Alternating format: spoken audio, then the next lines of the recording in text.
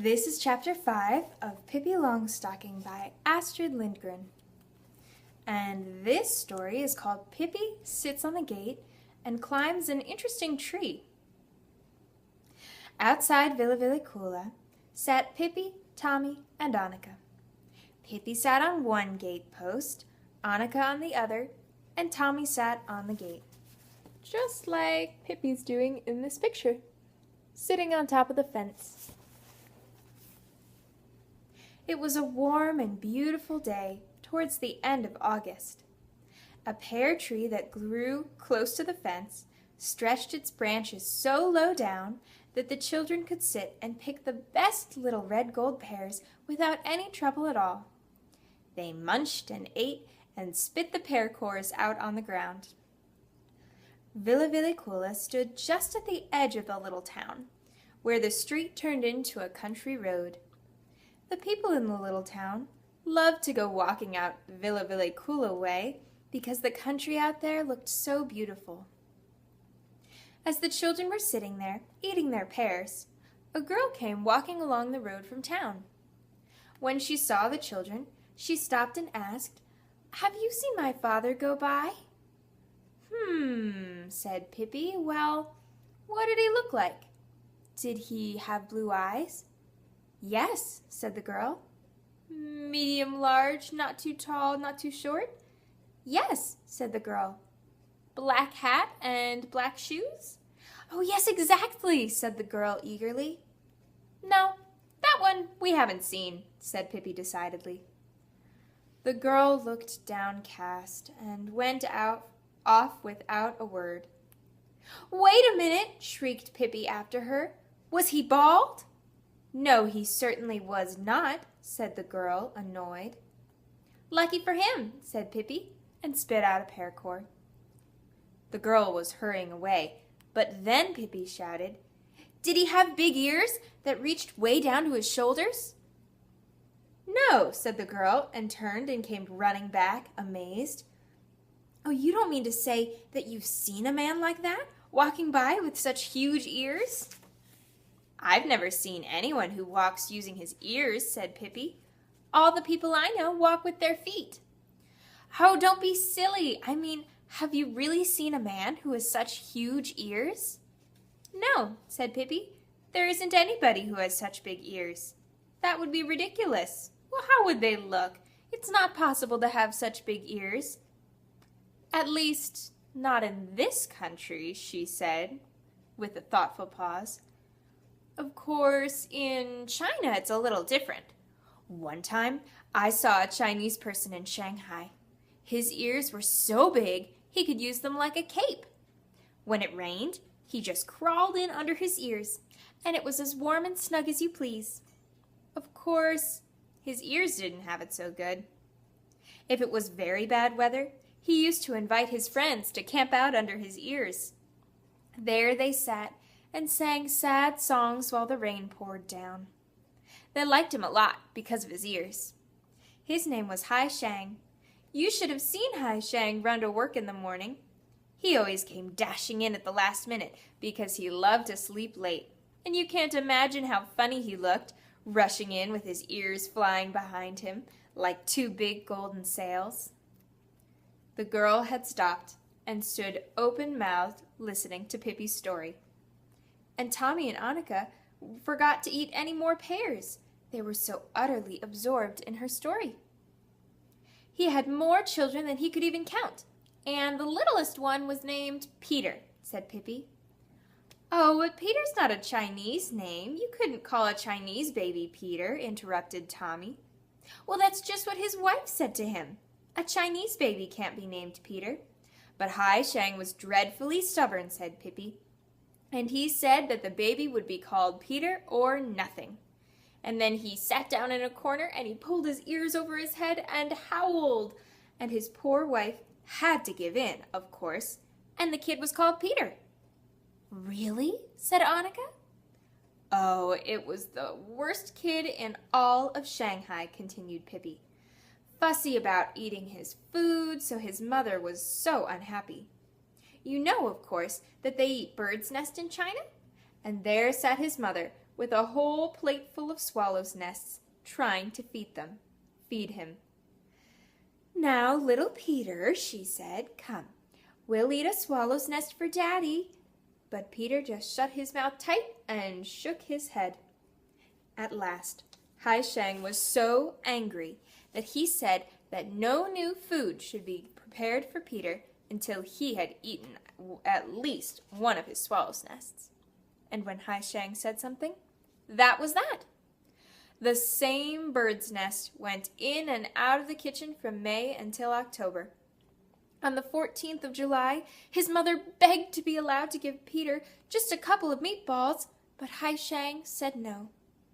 "Nonsense," said the girl in the road. "Well, yes, that's just what Hai Sheng said," continued Pippi. "Nonsense," he said. "It's perfectly plain that the child can eat the nest if he'll only stop being so stubborn." But Peter kept his mouth shut tight from May to October. "But how could he live?" asked Tommy, astonished. "Well, he couldn't live," said Pippi. "He died of plain, common, ordinary stubbornness, the 18th of October, and was buried on the 19th.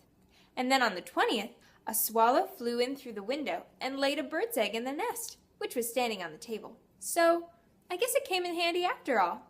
No harm done," said Pippi happily. Then she looked thoughtfully at the bewildered, confused girl, who still was standing in the road. "Why do you look so funny?" asked Pippi. "What's the matter? You don't really think that I'm sitting here telling lies, do you?" "Just tell me if you do," said Pippi threateningly, and rolled up her sleeves. "Oh, no, indeed," said the girl, terrified. "That is, I don't really mean that you are lying, but—" "No," said Pippi, "but it's just what I am doing. I'm lying so my tongue is turning black. Do you really think that a child could live without food from May to October? To be sure, I know they can get along without food for maybe 3 or 4 months all right, but from May to October, it's just foolish to think that. You must know that that's a lie. You shouldn't let people fool you so easily." Then the girl left without turning around again. "People will believe anything," said Pippi to Tommy and Annika. "From May until October. That's ridiculous." Then she called after the girl again. "Oh, no, we haven't seen your papa. We haven't seen a single bald-headed person all day. Oh, but yesterday, 17 of them walked by, arm in arm." Pippi's garden was really lovely.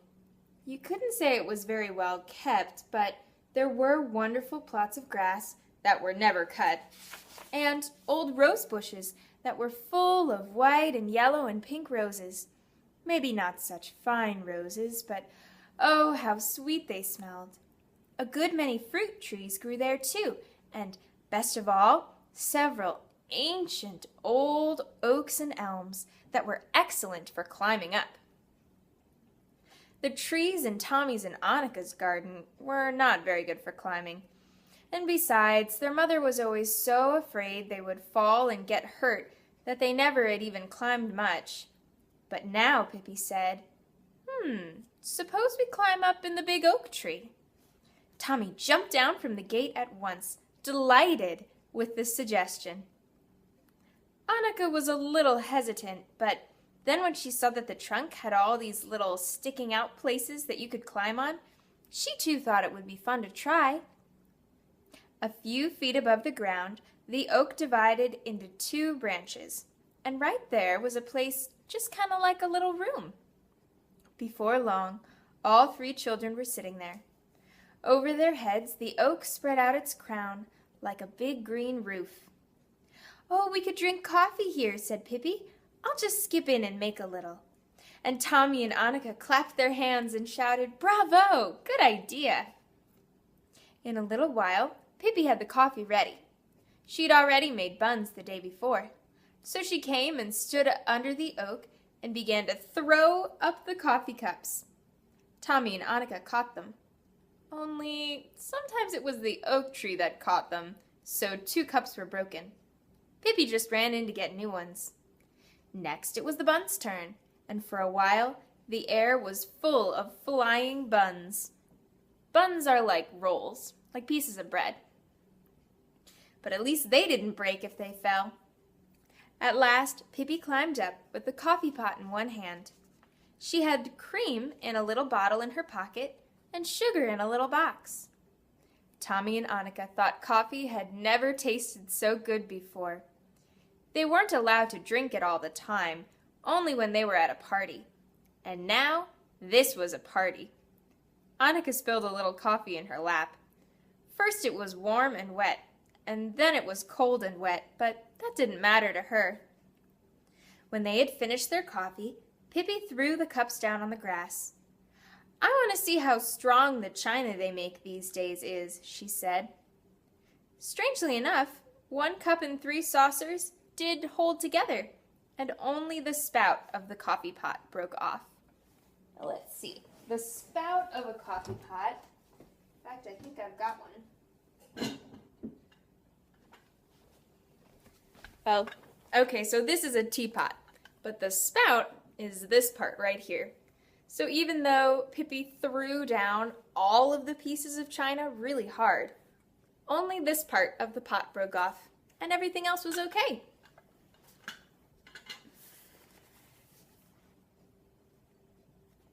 So then, Pippi decided she would climb a little bit higher. "Ooh, can you beat this?" she cried suddenly. "Guess what? The tree is hollow."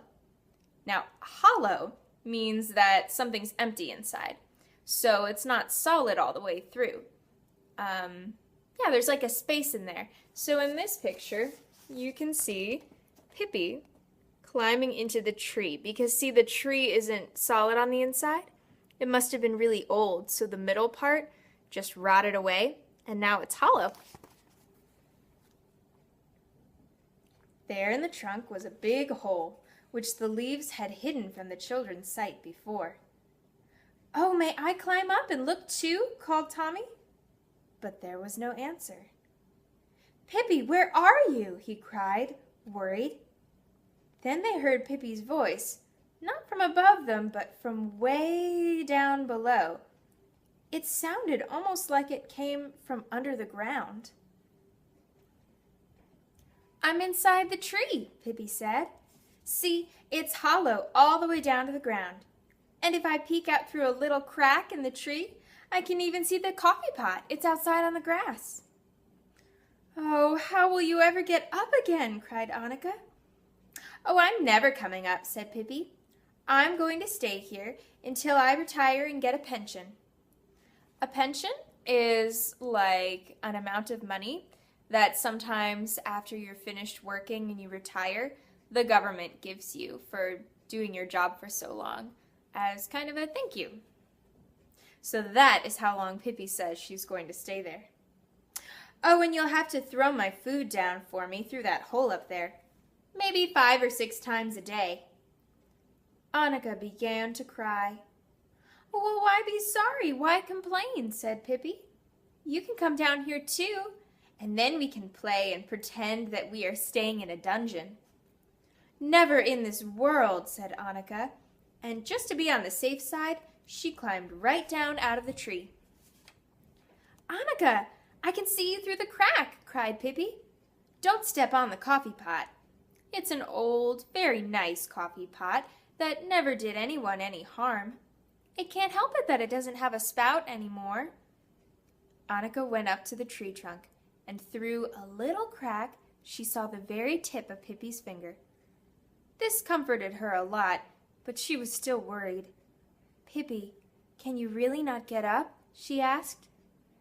Pippi's finger disappeared, and in less than a minute her face popped out of the hole way up in the tree. "Well, I guess I can if I try very hard," she said, and parted the leaves with her hands. "Oh, well, if it's as easy as all that to get back up," said Tommy, who was still in the tree, "then I want to come down and pretend I'm in a dungeon a little too." "Wait," said Pippi, "we can get a ladder." She crawled out of the hole and hurried down the tree. Then she ran to get a ladder, pushed it up the tree, and then lowered it down into the hole. Tommy was wild to go down. It was difficult to climb to the hole because it was so high up, but Tommy was brave. And he wasn't afraid to climb down into the dark, dark, empty trunk. Annika watched him disappear and wondered if she would ever see him again. She peeked in through the crack in the tree. "Annika," came Tommy's voice, "you can't imagine how wonderful it is here. Oh, you must come in too. It isn't the least bit dangerous when you have a ladder to climb up on. If you only do it once, then you'll never want to do anything else again." "Are you sure?" asked Annika. "Absolutely," said Tommy. With trembling legs, Annika climbed up in the tree again, and Pippi helped her with the last hard part. She drew back a little when she saw how dark it was down in the tree trunk, but Pippi held her hand and kept encouraging her. "Don't be scared, Annika," she heard Tommy say from down below. "Now I can see your legs, and I'll definitely catch you if you fall." But Annika didn't fall. She got to Tommy safely, and a moment later Pippi followed. "Oh, isn't it grand here?" said Tommy. And Annika had to admit that it was. It wasn't nearly as dark as she'd thought, because there was some light that came in through the crack in the tree. She peeked through and announced that she too could see the coffee pot out there on the grass.